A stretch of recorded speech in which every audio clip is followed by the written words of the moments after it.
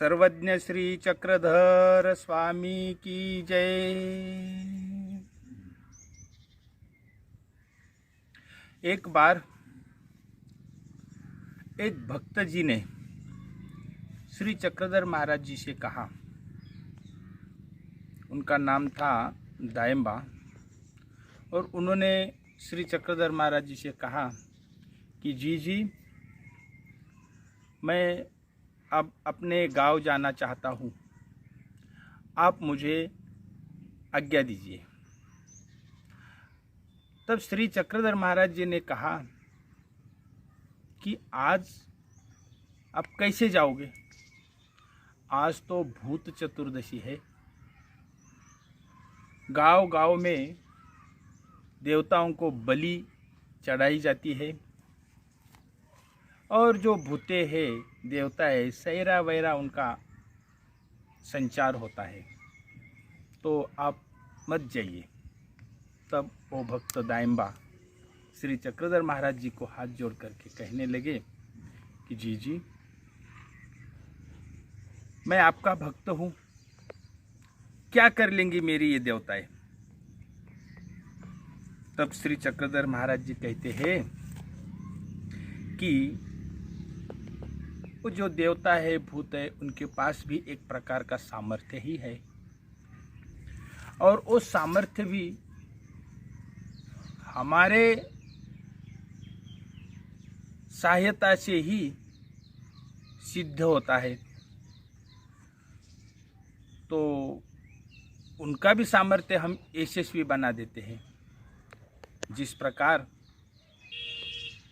श्री कृष्ण चक्रवर्ती महाराज और जरासंध का युद्ध हुआ, 17 बार श्री कृष्ण चक्रवर्ती महाराज जी ने जरासंध को पराजित किया।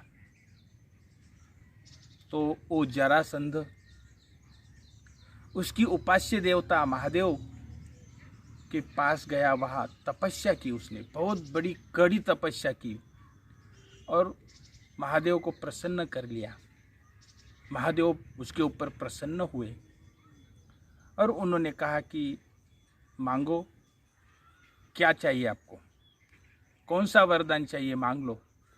तो जरासंध ने कहा कि आप मेरे ऊपर प्रसन्न हुए हैं, तो मुझे ऐसा वर दीजिए कि मैं बलराम और श्री कृष्ण को बस पराजित करूं, उनको मैं जीत लूं, ऐसा मुझे वरदान चाहिए। तब महादेव ने कहा कि तुम श्री कृष्ण महाराज को जीत नहीं सकते, ये असंभव है। तब जरासंध ने कहा कि फिर आप प्रकट क्यों हुए और मेरे ऊपर प्रसन्न क्यों हुए? अगर वर नहीं दे सकते तो प्रसन्न क्यों हुए? चलो ठीक है, अब मुझे ऐसा वर दीजिए कि मुझे उनके साथ जब युद्ध होगा तब उस युद्ध में मुझे यशस्वी मिलनी चाहिए, इतना तो वर दीजिए आप। तो महादेव ने कहा ठीक है, मैं वरदान देता हूँ। जरासंध अपने नगरी में चला गया और बाद में महादेव श्री कृष्ण चक्रवर्ती महाराज के पास आए और प्रार्थना करते हुए कहे कि हे भगवान, मैंने जरासंध को वरदान दिया है कि युद्ध में तुझे यश मिलेगा, तो आप मेरे लिए, बस मेरी प्रार्थना है कि आप जरासंध को यश दीजिए, विजय श्री दीजिए, आप पराजय स्वीकार कीजिए। महादेव ने प्रार्थना की और श्री कृष्ण महाराज जी ने कहा ठीक है, आपकी प्रार्थना हमने स्वीकार की, आप जैसे कह रहे वैसा ही होगा। महादेव चले गए। उसके बाद जरासंध का और श्री कृष्ण महाराज का फिर युद्ध आरंभ हुआ। ये 17वां 18वां युद्ध था और श्री कृष्ण महाराज जी रणभूमि से अपनी पीठ दिखाकर भागने लगे। तो जरासंध की सेना ने पीछा किया, उसके बाद कालियवन ने श्री कृष्ण महाराज जी का पीछा किया। श्री कृष्ण महाराज जी भाग रहे हैं, कालयवन जरासंध का पीछा कर रहे हैं। बाद में कालयवन पीछा कर रहा है और श्री कृष्ण महाराज भागते भागते एक गुहा में घुस गए। उस गुहा में घुस गए तो कालयवन भी उनके पीछे घुस गया और उस केव, गुहा मतलब केव, उस गुहा में वो अंदर तक चले गए और वहाँ मुचकुंद नामक भक्त सोया हुआ था और श्री कृष्ण महाराज जी ने अपना जो दुपट्टा है उस मुचकुंद के ऊपर डाल दिया और एक बाजू में जाकर के छुप गए। पीछे से कालयवन आया और उसने देखा कि श्री कृष्ण चक्रवर्ती महाराज का ये दुपट्टा है, तो उसको बहुत बड़ा गुस्सा आया और उसने कहा कि अरे कृष्ण, तू भागता कहाँ है?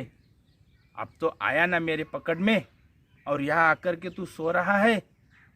और कालयवन ने क्रोध से संतप्त होकर के अपने पैर की ठोकर उसको मारी।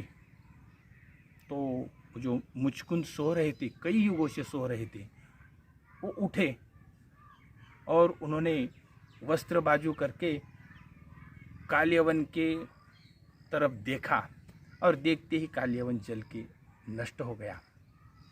और फिर बाद में मुचकुंद सोचने लगा कि ये वस्त्र किसका है और खुशबू आ रही है। इधर उधर देखा तो उधर श्री कृष्ण महाराज जी उसको दिखाई दिए और फिर उसने वहाँ आकर के उनको प्रणाम किया। वहाँ मुचकुंद का उद्धार किया श्री कृष्ण महाराज जी ने।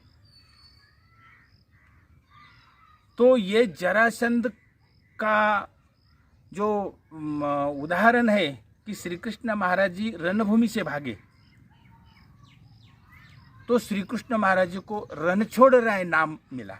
रण से भागने वाला योद्धा, रणछोड़ राय, ऐसा नाम मिला। तो ये उदाहरण श्री चक्रधर महाराज जी ने उस भक्त को, दायंबा को दिया और कहा कि आज भूत चतुर्दशी है और तुम मत जाओ। ये सब देवी देवता जो है वो स्वैर संचार कर रहे हैं और उनके पास जो सामर्थ्य है,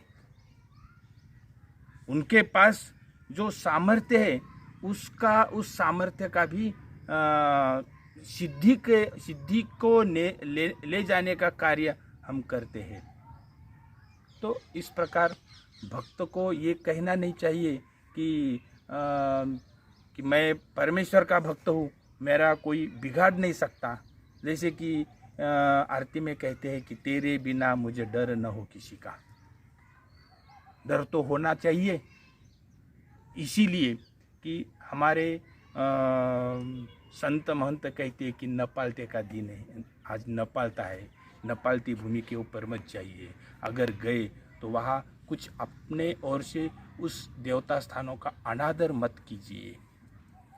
अगर अनादर हुआ, वो क्रोधित हुई, तो हमारे परमेश्वर को, हमारे श्री चक्रधर महाराज जी को ये मंजूर नहीं कि मेरे भक्त ने किसी और दूसरे देवताओं का अपमान किया। ये श्री चक्रधर महाराज जी को मंजूर नहीं है। ये देवता चक्र चलते रहता है। ये देवता चक्र में 81 करोड़ 1.25 लाख 10 देवता परमेश्वर की आज्ञा के अनुसार ये सृष्टि का कार्य कर रही है। इस देवता चक्र में अनेक प्रकार की इस सृष्टि में कार्य हो रहा है। कभी भूचाल आता है, कभी बाढ़ आती है और कभी कुछ संकट आता है, बीमारी आ जाती है। जैसे कि कोरोना, आजकल कोरोना से पूरा देश और पूरा विश्व संतप्त है, भयग्रस्त है। और कोरोना की बीमारी से बचने के लिए हर तरह के प्रयास किए जा रहे हैं। तो इस ऐसी स्थिति में, ऐसी इस संकट काल में हर एक को सावधानी बरतनी जरूरी है। और अगर ऐसी स्थिति में अगर कोई कहेगा कि मैं भक्त हूँ परमेश्वर का और मुझे कोई देवता बाधा नहीं करेगी और मुझे कोई संकट हानि नहीं पहुँचाएगा, मैं अजय हूँ, ऐसा कहना भी अहंकार है। परमेश्वर के भक्त होते हुए भी उन्हें इस देवता चक्र को, इस देवता कार्य को मान देना पड़ता है, सम्मान देना पड़ता है। उनका अपमान नहीं करना चाहिए। तो ये जो कोरोना है कि कोरोना के समय जो कहते हैं, जो प्रशासन कहते हैं, जो लोग कहते हैं कि बस हाथ धोते रहो, मुख पे पट्टी बांधो, मुख पट्टी, और सोशल डिस्टेंसिंग रखो, और बाहर जब जाओगे तब सावधानी बरतो, और वापस आने के बाद स्नान वगैरह करो, सावधानी बरतो। ये जो आज्ञा, ये जो नियम है, ये नियम का पालन करना उस देवता का सम्मान करना है, क्योंकि ये कोरोना भी एक प्रकार का देवता चक्र का ही कार्य है। और जो कहते हैं कि मैं ऐसे नियम का पालन नहीं करूँगा, तो ये उन देवता चक्र का अपमान है। तो श्री चक्रधर महाराज जी ने दायम्बा को कहा कि आप देवता चक्र को मान दीजिए। आज भूत चतुर्दशी है, भूते सहरा वैरा विचरण कर रहे हैं, और ऐसी स्थिति में अगर आप अपने गांव जाएंगे तो देवता के किसी संकट में फंस जाएंगे, और वो देवता सामर्थ्य भी सिद्धि को ले जाने का कार्य भी हम ही करते हैं। तो इस लीला से हमें ये सीख मिलती है कि सृष्टि में जो कार्य कर रहे हो रहा है, उसको हम उसका अवमानना नहीं करना चाहिए, और जो भी नियम है उस नियमों का हमें पालन करना चाहिए। हम परमेश्वर के भक्त जरूर है, जब हम नियम का पालन कर रहे हैं, और पालन करने के बाद जब नियम का पालन कर रहे हैं, तब हमें परमेश्वर की सहायता अवश्य मिलती है। जो नियमों का पालन नहीं करते, उनको परमेश्वर की सहायता नहीं मिलती है। जय श्री चक्रधर।